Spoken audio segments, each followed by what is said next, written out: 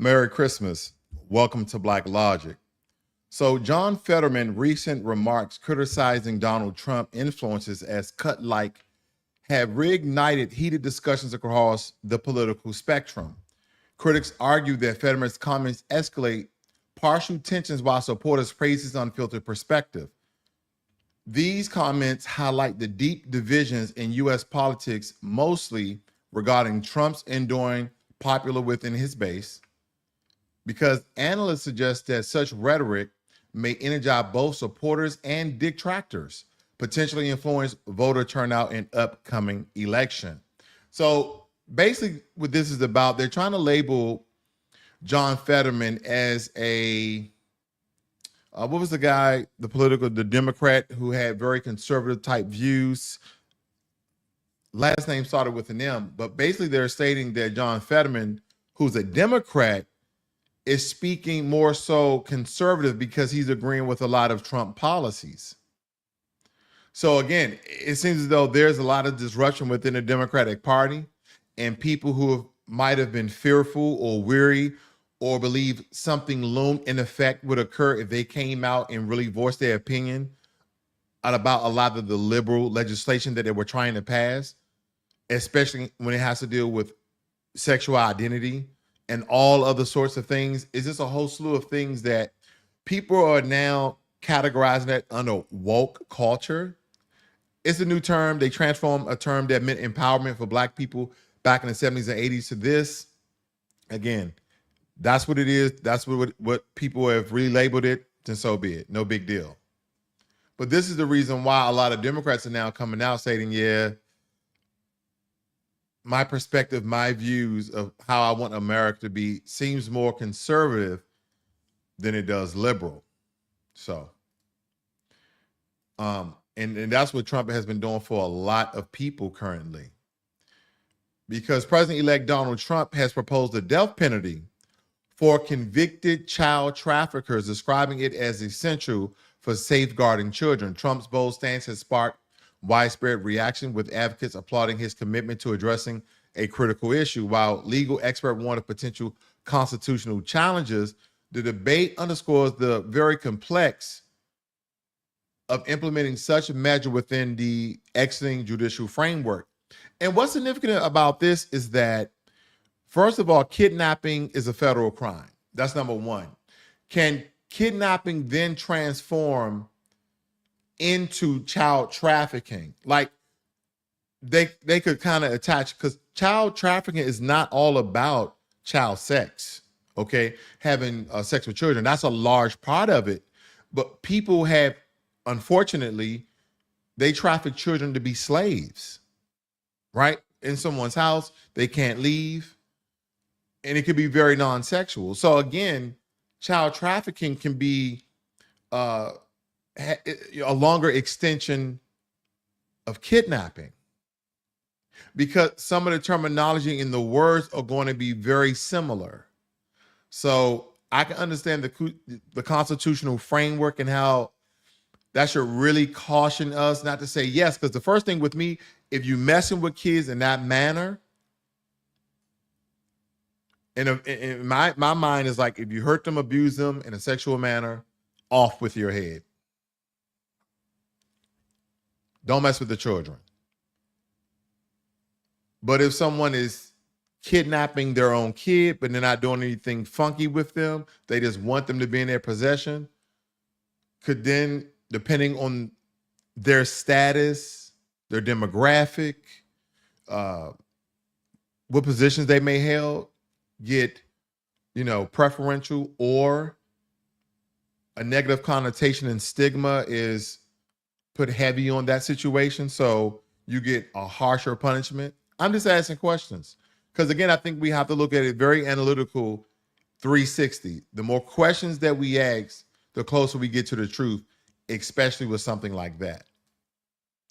Now, a fatal stabbing on the Queen 7 train has left one dead and another injured, while 3 suspects are now in custody. The suspects, reportedly illegal immigrants, have reignited public discourse on immigration policies and crime. Law enforcement officials are investigating the incident, while community leaders urge calm and stress the importance of addressing systematic issues that contribute to such violence. Now, I believe I had something queued up for you guys because I want to make something very, very clear. This is the DEI that I'm down for. This is the DEI that I like. Deport every illegal. And a lot of people may not like that stance, but I had my sister on yesterday, P. Ray, aka Chicago Red, and she broke down the very complex issues that they're facing in Chicago. And they're all about turning Chicago red. They're all on the Trump train. She was wearing her MAGA hat because she's looking out for her community's best interests. We continue to have all of these sparks. We continue to have all of these sparks of innocent Americans being killed, robbed, the R word, murdered. All these things are occurring. And again, a lot of these increased crimes is from illegal immigration. And I can recall the Democratic Party always stating, well, Americans commit more crime than illegal immigrants. And I always ask the question, so? This is our country. I mean, you're going to have criminals and people who are violent, but if they're American, then this is their country. They being who they naturally, organically is. But you're coming from another country and doing some of the most heinous, chaotic, this ravageless things, setting women on trains who are asleep on fire, stabbing people. And the reason why I popped this up right here, this lady was on the plane beside this young, this child. I don't think she never gave her sex, but she said, I'm on United flight going from Arizona back to New Jersey, and I'm sitting next to a young migrant child traveling solo. Her backpack is tagged with a DOJ security tag from U.S. Customs and Border Patrol. That's really weird. She's wearing all new clothes and shoes and does not speak English, okay? And I went down the entire timeline. She took pictures at every stage. We won't go that in depth, but to her point, those look like new coat, a new pair of shoes, new jeans, okay? And I follow her story to the point where she stated that she went up to the Port Authority and told them that something seems weird. There's a migrant girl or a girl can't speak English, and she gave the Port Authority all the details. The Port Authority went to ICE. ICE went to the lady and said, it's good from here, we got it. And that was it. I don't know what's going on. We're federally funding young migrant children without chaperone, without, again, it's so much going on. It's so much going on. Russia has accused the United States of expanding biowarfare facilities in Africa, escalating geopolitical tensions. The allegations, though unsubstantiated, are part of a broader narrative in the ongoing rivalry between the two nations. Experts suggest that some claims are aimed at undermining U.S. influence in the region while deflecting attention from Russia's domestic challenges. So Russia is stating that we have biological weapons that we're working on in Africa, which is, again, against every treaty in the world, right? No one is to create a biological weapon. I mean, other than China, right, with COVID-19, but I digress. But a lot of the Western powers have an agreement that they would not create a biological warfare agent, okay? Where they go in war because those things can live on forever, just like nuclear. When you elevate the level that you are warring with a country, or you at, very pivotal points where it can go to war, people always say nukes are the last resort of the last line of defense. I just don't believe that nobody should ever have nukes. Biological weapons, no. Nukes, no. Because not only do you kill a mass amount of people, okay, those people pass away. You cannot even utilize the land for a very long time. That's my 2 cents on that. Declassified CIA documents reveal intriguing details about purported astral projection missions to ancient Mars. While the claims may sound like science fiction, they reflect the bizarre and experimental nature of the Cold War era intelligence activities. Whether these reports suggest evidence of extraterrestrial life or mere psychology experiment remains a subject of speculation and intrigue. Man, please. Why they keep spending the American taxpayer dollars, right? Because this is CIA rather, and so they're just spending money posting this and doing all types of. Listen, what does that do for the American people, other than make you wander? I want you, like me, I'm fascinated with space. Don't get me wrong. I get into the Goldilocks zone about creating a terraforming the Earth. My mind. Okay, it's interesting. It keeps my mind busy and interesting, and I wander. But for the mass majority of Americans, working hard, going to school, bettering their lives, paying taxes, what does that do for us? Unless that's your thing, then, go search it up. But again, it says that CIA docs claim life did exist on Mars. And it was a population of very large people who built pyramids. So automatically when you read that, you think, oh, Black people didn't build the pyramids. It was aliens. And this story came out yesterday. Look at this. We're still saying that aliens built the pyramids because we just can't understand how those Nubian Egyptians did it. We don't know how they did it. Damn it. So it had to be aliens. We got proof. Lord have mercy.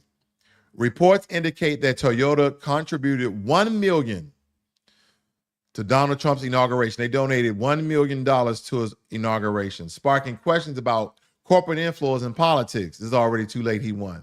Critics argue that such contributions blur the line between business and government. So if donations, $1 million plus, really blurs the line between business and government, then how in the hell did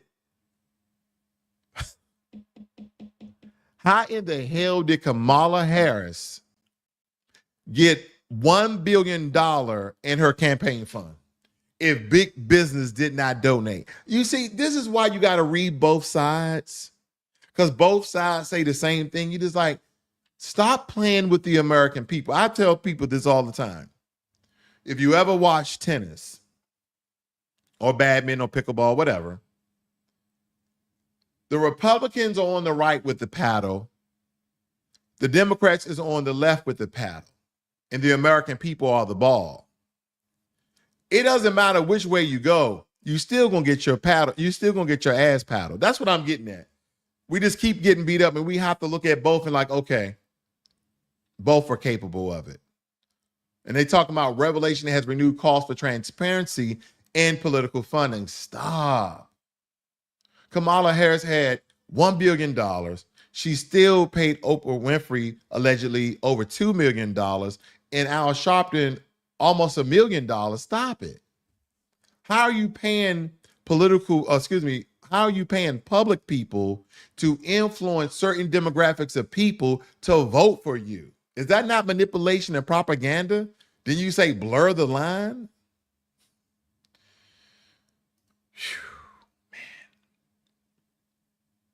The trial of Luigi Manion has come under scrutiny following revelations about the presiding judge's ties to Pfizer. Critics allege a potential conflict of interest, citing the judge's financial relationship with the pharmaceutical giant. Legal experts stress the importance of impartiality in the judiciary, while supporters argue that no evidence suggests bias in the trial proceedings. Okay, well, just change the judges. And there was this video clip, or a picture rather, of Mangione smiling in court. They said, well, how is he smiling in court? He's up for, murder and assassination type and all the other brandishing a gun and having whatever. He's smiling because he knows that the judge can't be impartial. So I'm going to tell you right now, if they don't change judges, Luigi Manion will walk, plain and simple. And here's a lot of things. People are becoming fanboys and fangirls of Luigi Manion. Listen, he did a certain act as a vigilante and people's going to get, and people are on his side about high prices in healthcare. Okay. But let's be very serious about this. Let's just be straight down human beings. He allegedly murdered a man and shot him in his back. He murdered a man broad daylight. What if Americans just arbitrarily hey, I don't like this, so whoever's in charge of, I'm going to kill them. Look at it like that. It will be total mayhem. Oh, he's handsome. He's this. He is allegedly a murderer. We have systems. We have policies and regulations in place. And it just seems like we can't just keep accepting anything. I wonder if America was ever safe. Was America ever safe? Well, no, I'm not talking about for black people. It's never safe for us. I'm talking about, for everybody else. Because we used to watch TV like the Brady Bunch and the Andy Griffin Show. And black people used to watch those shows, and we could only dream or imagine that we will one day have a nice house and a white picket fence, and we can.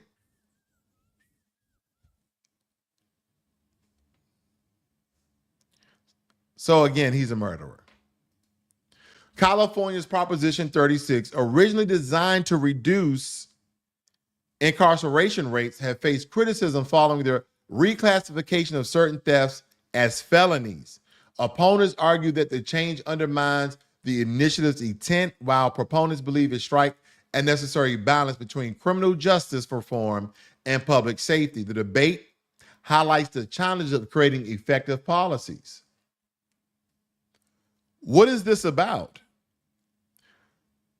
Remember, I don't know the exact terminology for it, but remember all of those people in these flash mobs going into stores, stealing high-end luxury clothing and jewelry, right? Fendi, Hindi, Gucci, Pucci, Birkin, I don't know.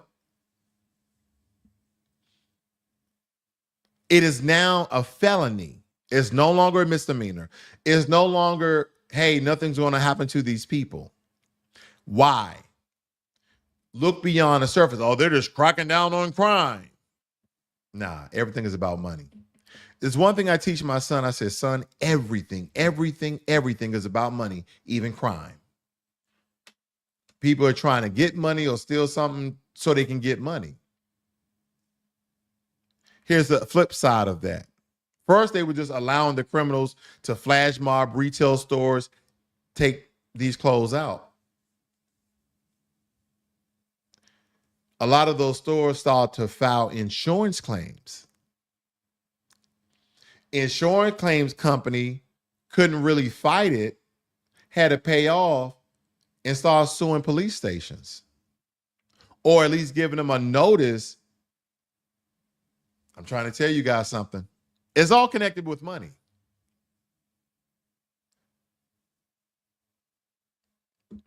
You guys got to look that one up. That's a good one. That's a good one. The insurance company in America is top 2. The most powerful companies in America are insurance companies. Top 2. When you're talking about the most powerful industries in America, whew, you got banking, pharmaceutical, but insurance, if not one, then top 2 definitely. Insurance, I digress. Donald Trump reiterated his pledge to reinstate the death penalty for violent offenders. The proposal aligns with Trump's tough on crime agenda, has divided opinion. Supporters view it as a deterrent to severe crimes, while critics question its efficacy and ethical implications. The policy could significantly impact criminal justice reform discussion. So first he says, you know what? If you child traffic, death penalty. Now he says